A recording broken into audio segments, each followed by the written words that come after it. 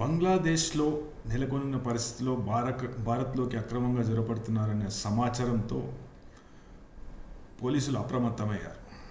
ఇటీవల తెలంగాణలో ఖమ్మం, సికింద్రాబాద్ ప్రాంతాల్లో పట్టుబడడంతో ముమ్మర సోదాలు నిర్వహిస్తున్నారు. ఏమవుతుందండి సోదాలు నిర్వహిస్తే? వాస్తవానికి వాళ్ళని పట్టుకొని వాళ్ళ మీద మన చట్టాల ప్రకారం కేసులు పెడతారు. 2019లో ఫారెన్ డిటెన్షన్ సెంటర్స్ ఏర్పాటు చేయండి. ఒక ఫారినర్ ఈడ అరెస్ట్ అయితే ఏదైనా తప్పు చేసిండు అనుకోండి, లేకుంటే ఏదైనా నేరం చేసిండు అనుకోండి, లేకుంటే ఓవర్ స్టే, హైదరాబాద్ సహా శివారు ప్రాంతాలలో ప్రత్యేక నిఘా పెట్టిరు. మైలార్దేవిపల్లి, లేకుంటే కాటేదాను, బాలాపూరు, ఇటువంటి సెన్సిటివ్ ఏరియాస్లో ప్రత్యేక నిఘా పెట్టిరు.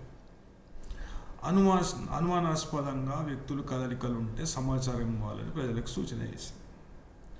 వీళ్ళని పట్టుకొని పోలీస్ వాళ్ళు ప్రవేశపెడతారు, మేజిస్ట్రేట్ గారి దగ్గర ప్రవేశపెడతారు. వీళ్ళకు వాడు చేసిన నేరం ఏదైతే ఉంటుందో దాని ప్రకారం చిన్నపాటి శిక్షనే ఉంటుంది కాబట్టి, ఓవర్ స్టే అంటే చిన్నపాటి శిక్షనే ఉంటుంది కాబట్టి వాడిని కొద్ది రోజులు జైల్లో పెడతారు. బెయిల్ వస్తుంది. బెయిల్ వచ్చినాక వాని కదలికల మీద నిఘా పెట్టుడు నెక్స్ట్ ఇంపాసిబుల్. అయితే దీనికి ఒక ప్రక్రియ ఉన్నది. ఫారెన్ డిటెన్షన్ సెంటర్స్ అనేటివి పెట్టుమని 2019లో కేంద్ర ప్రభుత్వం ప్రతి ఒక్క రాష్ట్రానికి చెప్పింది.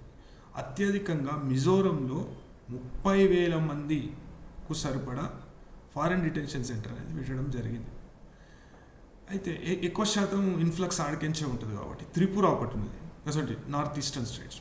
ఇప్పుడు మన హైదరాబాద్లో 2022లో అప్పటి ప్రభుత్వం ఒక నిర్ణయం తీసుకుంది. వికారాబాద్లో ఫారెన్ డిటెన్షన్ సెంటర్ అనేది ఏర్పాటు చేయాలని చెప్పి. ఫారెన్ డిటెన్షన్ సెంటర్ అనేది ఎందుకు ఏర్పాటు చేస్తారంటే, డిపోటేషన్, ఆ వ్యక్తి ఒక ఫారినర్ ఈడ నేరం చేస్తే, ఒక విదేశీ నేరం చేస్తే ఆ నేరము బెయిల్ ప్రక్రియ, డిపోటేషన్ ప్రక్రియ, అతన్ని డిపోర్ట్ చేయాలి. అయితే డిపోర్ట్ చేసే లోపల ఆ వ్యక్తికి బెయిల్ వచ్చింది అనుకోండి, అతను మళ్ళా అంతర్భాగం అయిపోతాడు, కలిసిపోతాడు. వాడిని పట్టుకున్నాడు. చాలా బెయిల్ జంప్ అయిన కేసెస్ చాలా ఉన్నాయి. అయితే వాడిని పట్టుకున్నాడు అనేది చాలా ఇబ్బందికరంగా మారుతుంది.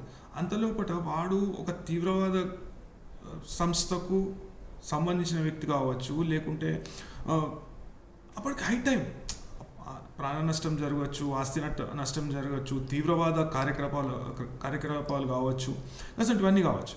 కాకుంటే దాన్ని ఎట్లా నియంత్రించాలంటే ఫారెన్ డిటెన్షన్ సెంటర్ అనేది ఏర్పాటు చేయాలి. చీమ కుట్టినట్టు లేదండి. ఇప్పుడు బంగ్లాదేశ్లో ఇప్పట్లో ఉన్న పరిస్థితుల కారణంగా మనం ఏదో మొత్తం పోలీసుల నిఘా ఎక్కువైంది, ఇది ఎక్కువైంది, గది ఎక్కువైంది అనే వార్తలు మనం చదువుతున్నాం. ఆడ మైనారిటీల మీద దాడులు అవుతున్నాయి, ఇవి అవుతున్నాయి, అక్కడ నుండి ఎక్కువ శాతము ఈడికి వచ్చేస్తుండ్రు అనేటివి మనం చదువుతున్నాం. అది ఒక విషయం. అది పక్కకు పెడితే ఇది భద్రతకు సంబంధించిన విషయం. ఈ భద్రతకు సంబంధించిన విషయాన్ని మనం ఏం చేయాలి? ఫారెన్ డిటెన్షన్ సెంటర్స్ అనేటివి ఏర్పాటు చేస్తే వాళ్ళను ఈ ప్రక్రియ మొత్తం పూర్తయ్యే వరకు ఆ డిటెన్షన్ సెంటర్లోనే ఉంటాడు వాడు. డిటెన్షన్ సెంటర్ ఉన్నప్పుడు ఎప్పుడైతే డిపోటేషన్ ఆథరైజ్ అవుతుందో, కేంద్ర ప్రభుత్వం ఆథరైజేషన్ చేయాలి డిపోటేషన్ ఆథరైజ్ అయితే వాడిని పంపించచ్చు. చిన్న శిక్షలు పడే నేరాలకు డిపోటేషన్ చేసి వాడిని పంపించేస్తారు. అయితే ఈడేంటంటే పెద్ద నేరాలు ఎట్లాంటి మర్డర్లు ఇది ఏదంటే నార్మల్ జైల్లో పెట్టచ్చు. ఇప్పుడు వీళ్ళకి బెయిల్ ఎట్లా వస్తున్నాయండి? వీళ్ళకు రిమాండ్లు ఎట్లా రిజెక్ట్ అవుతున్నాయి?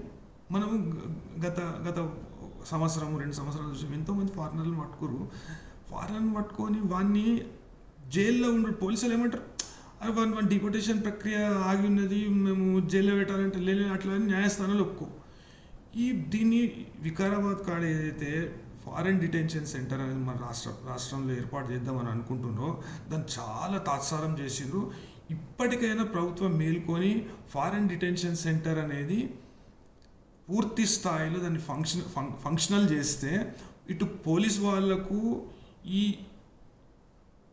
మొత్తం ప్రక్రియ చేసే తప్పుతుంది, ఈజీ అవుతుంది. వాళ్ళ గణన అనేది ఈజీగా అవుతుంది.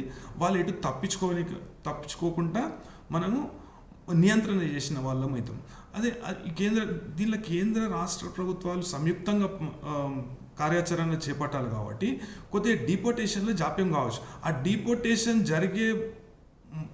జరిగే మధ్యలో ఆ ఫారెన్ నేషనల్ ఈడ అఫెన్స్ చేసిన ఫారెన్ నేషనల్, లేకుంటే ఓవర్ స్టే చేసిన ఫారెన్ నేషనల్, లేకపోతే తీవ్రవాద కార్యక్రమాలకు పాల్పడే ఫారెన్ నేషనల్ ఎవడైతే ఉన్నాడో వాడు if is in conflict with law, ఆ వ్యక్తిని మనము ఆ ఫారెన్ డిటెన్షన్ సెంటర్లో నియంత్రణ చేయవచ్చు, అతని కదలికను నియంత్రణ చేయవచ్చు.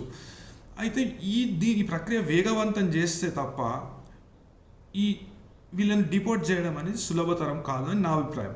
అయితే ఇప్పుడు బంగ్లాదేశ్లో కానీ మన పక్క దేశాలలో నెలకొన్న పరిస్థితి కారణంగా ఈ ప్రక్రియను మరింత వేగవంతం చేసి, ఈ దేశ భద్రతకు సంబంధించిన విషయం కాబట్టి ఈ ప్రక్రియను మరింత వేగవంతం చేసి ఆ ఫారెన్ డిటెన్షన్ సెంటర్ అనేది ఎంత తొందరగా అంత తొందరగా ఆపరేషన్లో తీసుకురావాలని చెప్పేసి నేను కోరుతున్నాను.